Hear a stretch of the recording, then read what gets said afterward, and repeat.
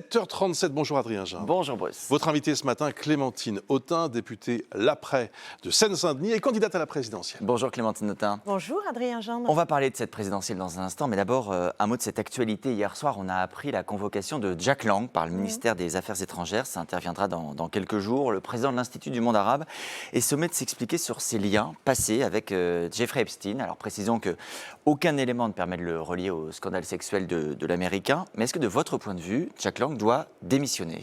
Oui, Jack Lang doit démissionner et je suis assez consternée, pour ne pas dire choquée, par la façon dont il explique qu'Epstein était un homme charmant et qu'il ne comprend pas qu'avoir eu des liens avec un pédocriminel de cette ampleur-là, eh bien évidemment que ça suppose qu'il s'explique. Epstein a été condamné en 2008. Il a gardé des liens très forts jusqu'à la fin. Des liens, à ce stade, on parle de contact. Il n'est pas soupçonné d'avoir été impliqué dans les scandales.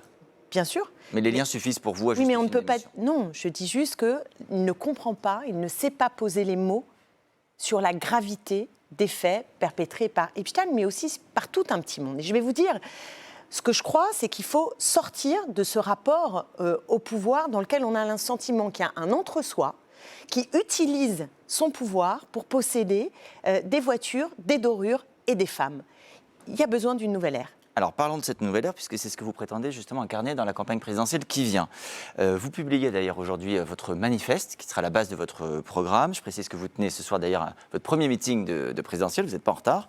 Rappelons le cadre pour tout le monde, il y aura une primaire de la gauche le 11 octobre, sans Raphaël Glucksmann, sans Jean-Luc Mélenchon, mais donc avec vous, avec l'écologiste Marine Tondelier, avec François Ruffin, peut-être le Parti Socialiste. Si je le crois. Vous n'emportez pas cette primaire, quel que soit le vainqueur, vous serez en soutien, même si c'est d'ailleurs un socialiste qui encore il y a quelques jours discutait avec le gouvernement sur le budget.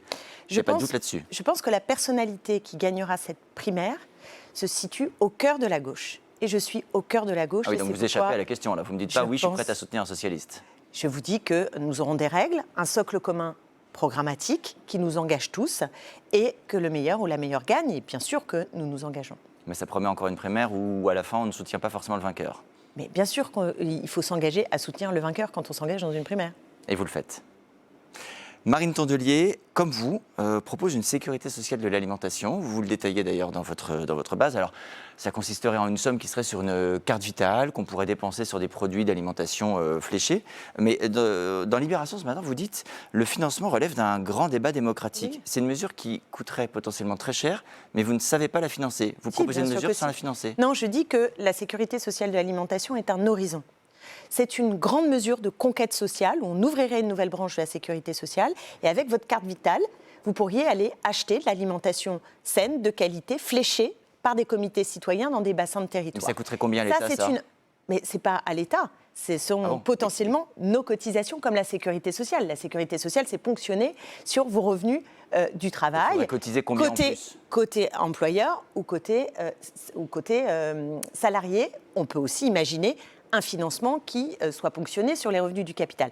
Mais qu'est-ce que je veux faire, Adrien Jean ? Je veux sécuriser nos vies. C'est ça mon ambition, c'est sécuriser nos vies. Or, l'insécurité, elle commence dans l'assiette. Par exemple, vous savez qu'en ce moment, on a une bataille sur le cadmium. C'est un métal lourd qui est dans les pâtes, les céréales, dans les pommes de terre, et qui est cancérigène avéré. Qu'est-ce qu'on fait ? On réglemente ou on laisse faire ? Donc moi, je propose de transformer notre alimentation et que l'État soit un État stratège qui reprenne la main pour satisfaire nos besoins essentiels, parmi lesquels l'alimentation qui doit être une grande priorité. Une campagne, ce sont également des symboles. François Ruffin en a proposé être le premier président de la République à se rémunérer au SMIC. Alors ce ne serait pas une économie qui changerait la face du budget de l'État, c'est pour montrer l'exemplarité. Est-ce que vous le feriez, vous aussi ? D'abord, je salue le coup de communication qui permet d'ailleurs de faire parler de la primaire. C'est pas un compliment, ça coûte comme. Je suis moins convaincue sur le fond, c'est clair. Je suis pour désmicardiser la France, pas pour smicardiser le président de la République. Et d'ailleurs, vous savez que Donald Trump, il est carrément bénévole. Bon, je pense qu'il faut des mesures pour changer plus en profondeur, plus structurante. Il faut sortir de la monarchie présidentielle. C'est essentiel.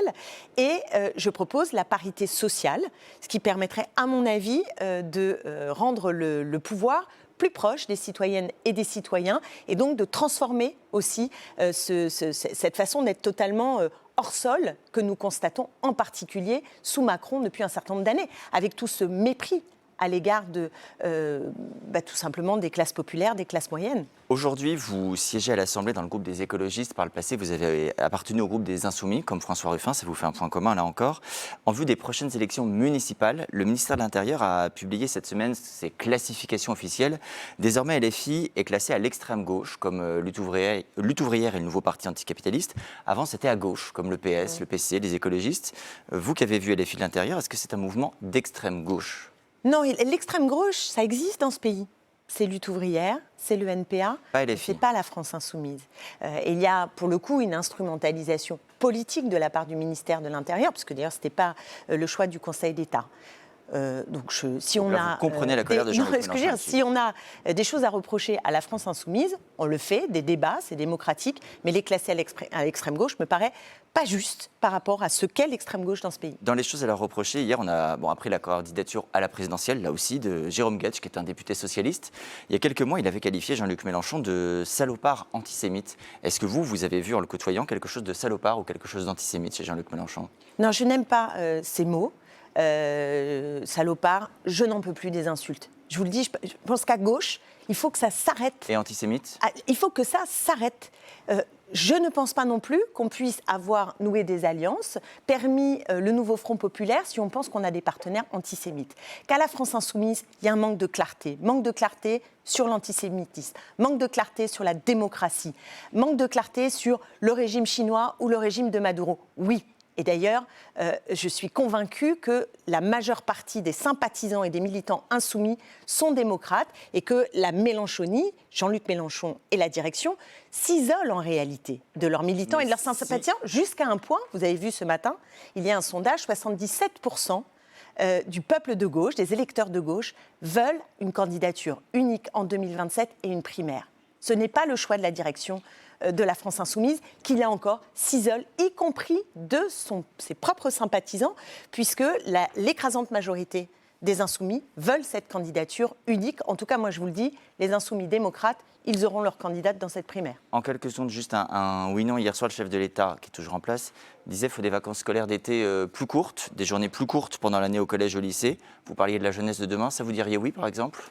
Si on veut engager une grande réforme qui change le rythme scolaire, il faut déjà commencer par régler la situation des enseignants dans ce pays. Vous ne pouvez pas passer votre vie à tout transformer et continuer à faire que les profs soient infiniment moins payés que dans les années 60. Pas forcément des vacances plus courtes.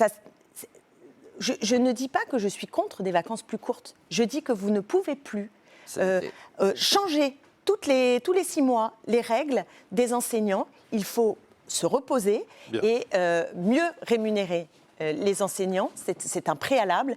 Et ensuite, démocratiquement, réfléchir avec eux de comment on peut améliorer le sort scolaire. Et ça passe notamment par l'égalité. Et j'ai une proposition d'autres financements du système scolaire, mais on en reparlera une prochaine fois, Adrien Jean. Merci beaucoup Clémentine Autain, merci beaucoup Adrien.